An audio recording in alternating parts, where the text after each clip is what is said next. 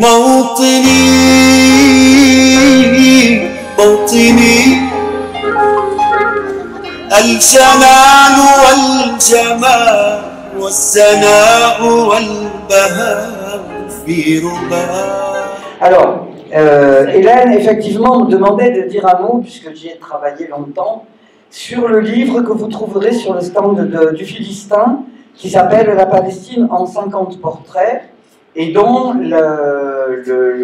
le corpus, il y a pas tout à fait 50, enfin peu importe, le portrait qui aurait été, comment dire, imaginé et organisé par Sabri Giroux, qui est donc le directeur de Diwan Voyage, qui se présente comme artisan du voyage. Voilà. Et donc, il y a en 2014, même 2013, lui, il avait commencé à penser comment montrer cette permanence du peuple de Palestine. Du peuple dans tous les sens du terme, c'est-à-dire, on en parlait là récemment, les premières implantations humaines dans ce qu'on appelle le croissant fertile, qui comprend la Syrie, le Liban, la Palestine et l'Égypte, date de 12 000 ans. C'est ce qu'on appelle les Natoufiens. Et donc, il faisait bon, il faisait chaud, il y avait, voilà, au début c'était des chasseurs-cueilleurs encore, mais ils se sont installés là, ils se sont sédentarisés dans cet endroit-là. Et depuis, évidemment, il y a eu des populations humaines qui se sont développées les unes après les autres. Bien évidemment, comme cette zone, enfin, cette terre, est au carrefour de toutes les caravanes, tous les échanges entre l'Afrique, l'Égypte, la Syrie, Alep, puis enfin plus loin encore l'Euphrate, etc. Et donc, c'est un confluent de toutes ces cultures qui ont fait la Palestine et qui font encore aujourd'hui la Palestine.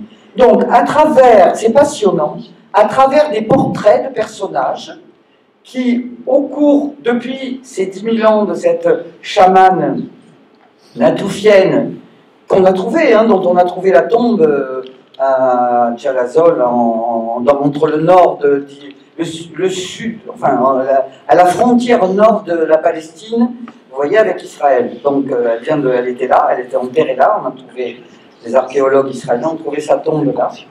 Donc, chacun de ces personnages, si vous voulez, qui sont connus, d'autres moins connus, ça peut être Jésus-Christ, Arafat, Samson, Marie-Madeleine, enfin bon, et de très nombreux, vous verrez, c'est vraiment, je vous recommande, vous avez des morceaux d'histoire, chacun de ces personnages s'inscrit de façon originale dans un morceau de l'histoire de la Palestine.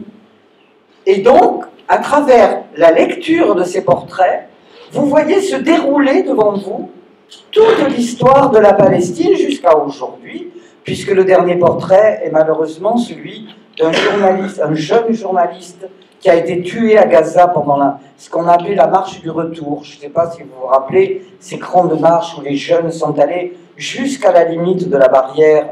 Et il y a 3 ans, si mes souvenirs sont bons, moi les années j'ai un problème, donc, et ils se sont fait massacrer par les Israéliens, en particulier qui ont visé les jambes avec des balles explosives, et donc qui ont amputé, des amputations comme là maintenant, en ce moment, des amputations énormes. Et ce jeune journaliste gazaoui s'appelait Yasser Mortadja, et il a été tué là, avec évidemment le dossier presse, comme la jeune infirmière qui a été tuée d'ailleurs aussi pendant les marches du retour, alors qu'elle avait tous les signes de la Croix-Rouge, enfin, vous voyez, donc voilà. Donc moi vraiment, je vous invite à le lire, parce que si vraiment, et puis comme c'est des portraits, vous êtes pas obligé, c'est pas, d'abord c'est très agréable à lire, et en plus, voilà, vous en lisez 1, 2, 3, et puis vous arrêtez, je veux dire, puis après vous reprenez. Vous voyez, c'est pas du tout contraignant comme lecture, et voilà, vraiment, je vous le recommande. Merci. Et j'y suis, je me souviens plus quand d'ailleurs, il y a 3-4 ans, avec ma fille qui avait 20... En 2019, voilà. Et c'est vrai que avec ma fille, alors je tenais à ce que ma fille vienne, parce que je crois qu'il faut que beaucoup de jeunes viennent aussi, pour pouvoir transmettre ce qu'ils voient, ce qu'on voit tout simplement. Et c'est vrai que physiquement, on voit l'occupation, on voit les militaires, on voit les checkpoints, et on a été très frappé par cette division entre les peuples, si on peut dire, notamment par ce mur insensé, hein, en béton immense, ces routes qui invisibilisent les villages palestiniens, c'est-à-dire que les routes construites par les Israéliens quand il y a des villages palestiniens, il y a des murs qui empêchent de voir les villages, il n'y a plus de panneaux avec le nom des villages palestiniens, et les villageois qui veulent se rendre d'un village à l'autre pour aller dans leur famille, tout simplement, sont obligés de faire des kilomètres et des kilomètres, ou ont des checkpoints, des contrôles, etc. Toute l'expérience qu'on a eue, ça a été extraordinaire, de joie et de tristesse. La joie, c'est des gens accueillants, mais on ne peut pas imaginer l'accueil. Dans le village de Sébastien, on a rencontré une fin d'après-midi des petites filles qui sortaient de l'école en costume et qui sont venues vers nous, parlant anglais, à 11-12 ans, dans un village palestinien, c'est-à-dire qu'on n'est pas dans une grande ville, voilà, et qui avaient envie de nous parler, qui avaient envie de l'extérieur aussi, parce qu'on vient là non seulement pour voir, témoigner, mais aussi pour eux, parce qu'ils sont tellement contents d'accueillir et de voir des personnes de l'extérieur, puisqu'ils n'ont pas le droit de voyager, qu'ils ne peuvent pas le faire, que c'est très compliqué de sortir de Palestine. Donc ce voyage est magnifique, et vraiment on vous incite à le faire, parce que c'est difficile de le raconter, il faut le vivre. Alors, moi je voulais juste dire un petit mot aussi, parce que je viens ici pour l'association Femmes Solidaires, qui a une petite table au fond là-bas, qui est pour parler des femmes aussi. Alors, j'ai été un peu choqué par la tribune que j'ai lue dans Le Monde il y a je sais pas, 10 jours, tribune de Charlotte Gainsbourg avec Anne Hidalgo, je ne sais pas si vous l'avez lu, et qui parlait des viols des femmes israéliennes qui avaient été tuées. C'est vrai que c'est terrible ce massacre des femmes, enfants et hommes qui ont été tués le 7 octobre. Mais je ne comprends pas, et pourtant l'article disait, cette tribune, nous parlons au nom de toutes les femmes. Mais en RDC, au Tigré, toutes les femmes, les millions presque de femmes qui sont violées, tuées à coups de machette, etc., personne ne s'émeut, jamais, de toutes les femmes qui sont victimes et qui sont considérées comme armes de guerre, parce que c'est ça, ce sont des armes de guerre. Alors c'est vrai que quand on dit 2 poids 2 mesures, on entend beaucoup cette expression. Les médias ont un petit peu réagi quand même pour parler de la Palestine. Il y a eu des débats quand même à la télévision, il faut le reconnaître, où on a enfin parlé de la Palestine, des droits bafoués évidemment, des résolutions de l'ONU non respectées, des colons, 700 000 colons quand même, Jérusalem, Cisjordanie. La Cisjordanie, il n'y a plus de continuité territoriale, c'est plus qu'un gruyère, il y a des colons partout, des colons qui sont en plus des colons fous furieux, qui veulent supprimer les Palestiniens.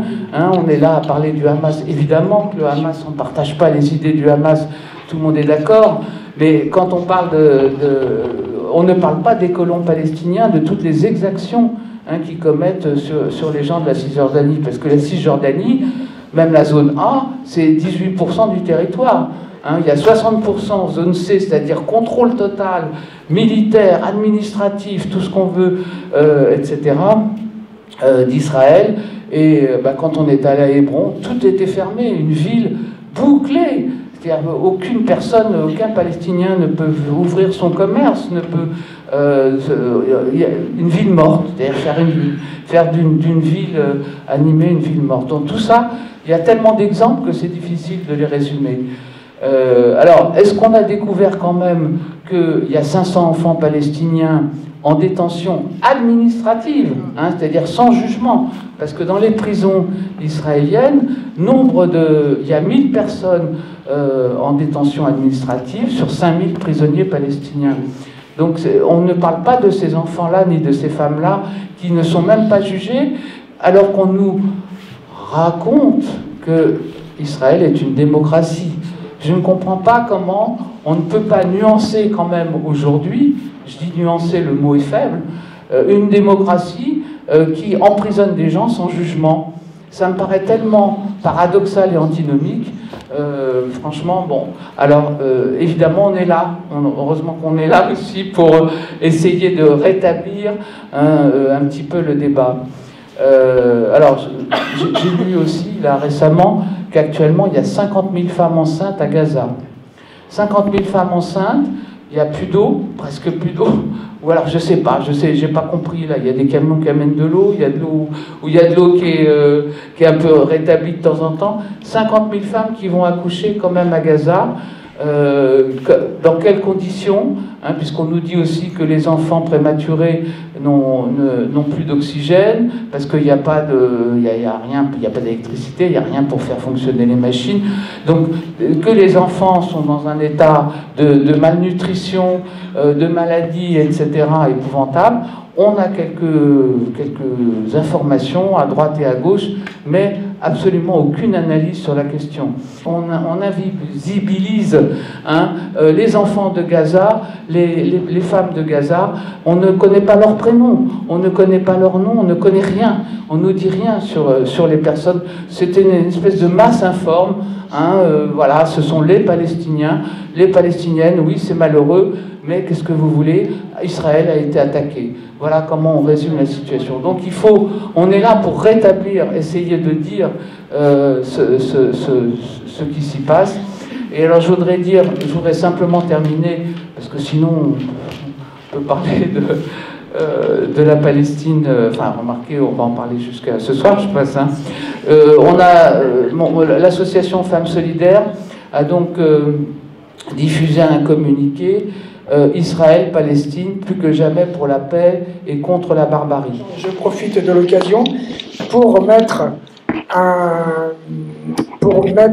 phare, un gros projecteur sur le film documentaire Yallah Gaza, qui est un film documentaire magnifique dans lequel on voit ces jeunes dont on a massacré les genoux, les jambes, et qui, avec beaucoup de dignité, beaucoup de force, jouent au football avec leurs béquilles. Et c'est magnifique de les voir avec cette vie qu'ils ont en eux, malgré les jambes cassées, malgré les bras cassés. Le cœur, il n'est pas cassé, il est là, et il est fort, il est résistant, et il vaincra, et il mettra fin à l'apartheid. Je fais partie de l'Union juive française pour la paix, qui est solidaire de tous les droits des Palestiniens, y compris bien sûr le droit au retour. J'ai fait 5 petits voyages en Palestine, notamment avec des associations maghrébines, pour bien montrer qu'il ne s'agit pas d'un conflit de religion, mais d'une guerre coloniale. Voilà. Et j'ai été marqué par des choses qui m'ont beaucoup ému.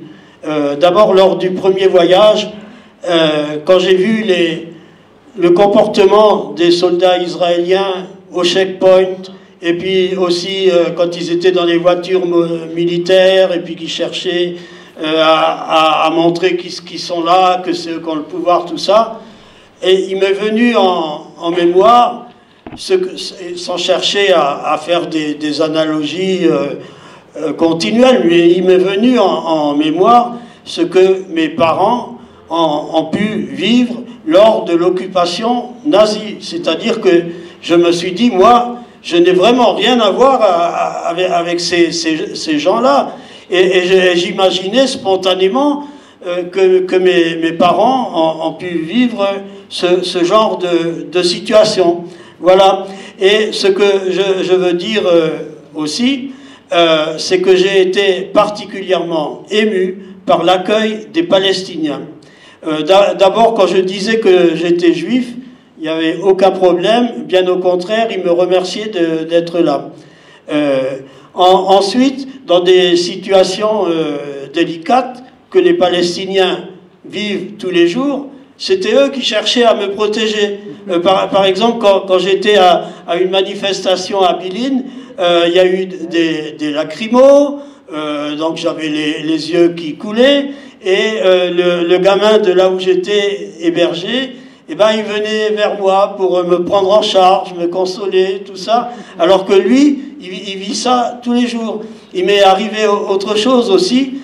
J'avais emprunté une route palestinienne avec des Palestiniens pour partir de Jénine, et voilà qu'on est arrêté par les soldats.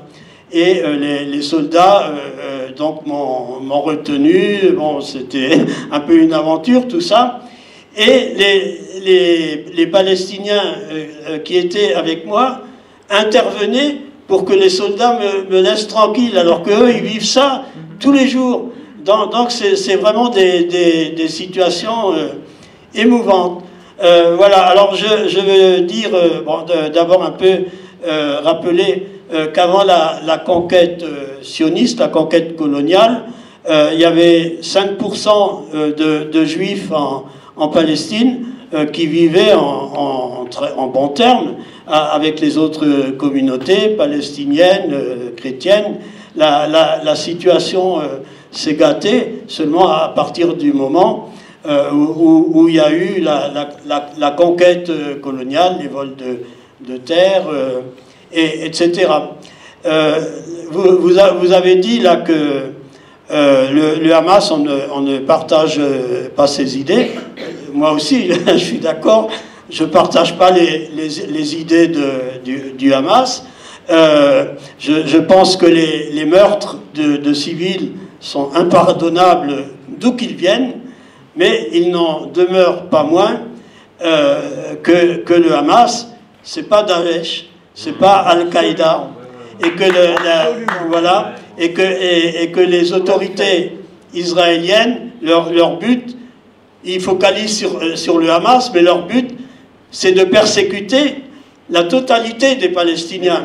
Le Hamas est toujours mis en avant comme ça, comme épouvantail. Et je peux dire que le Hamas, malgré mon désaccord, votre désaccord avec lui, n'est pas une association antisémite. L'UJFP fait un travail avec des paysans à Gaza, hein, et notamment il y a eu la construction d'un château d'eau. Voilà, sur le château d'eau, il est écrit en grand UJFP. Et il n'y a jamais eu de problème avec le Hamas sur ce point-là. Voilà, alors donc par rapport à la situation d'aujourd'hui, je partage entièrement tout ce que vous avez dit, les unes après les autres. Bon, simplement, je veux dire un petit quelque chose par rapport aux réactions des Juifs dans le monde. Fort heureusement, il y a de plus en plus de Juifs qui commencent à prendre des distances par rapport au régime israélien. Et il y a une variété d'opinions dans les populations juives comme dans les autres populations. Hein. Par exemple, il y a des Juifs qui sont contre la colonisation, mais qui malheureusement sont aussi contre le droit au retour. Vous voyez, il y a une variété d'opinions. Faut pas cataloguer automatiquement 99% sont avec Israël et 1% contre. C'est plus complexe que ça.